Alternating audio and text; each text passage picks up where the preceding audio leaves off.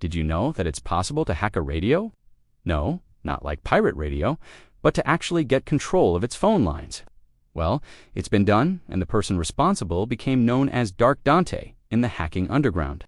This is the story of Kevin Poulsen, the hacker who rigged a radio contest, and much more. In the late 1980s and early 90s, Kevin Poulsen was a rising star in the world of black hats.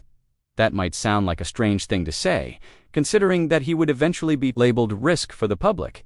He was charged with some of the most serious computer crimes the United States had ever seen. His most audacious exploit came in 1990, when he managed to hack into the phone lines of Los Angeles radio station KIIS-FM. All you needed was a phone and a bit of luck. But also, if you were Kevin Poulsen, a few well-placed phone calls and a whole lot of skill. By making thousands of phone calls and getting himself placed in the queue, he was able to ensure that he was the 102nd caller and won the grand prize.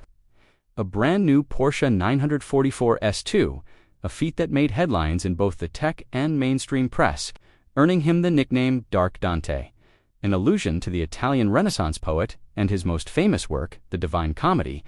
But that was just the start, getting people to do what he wanted them to do by manipulating their trust and convincing them to share login credentials and other sensitive information. When the FBI caught on to who he was, they charged him with 32 criminal counts, many of which carried potential sentences of up to 20 years in prison each.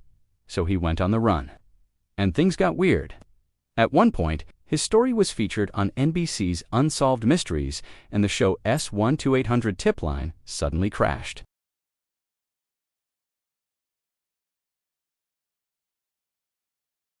The longest sentence ever handed down for hacking at the time, and banned from using computers for 3 years after his release. It could have been easy for Poulsen to fade into obscurity after that, but he chose a different path.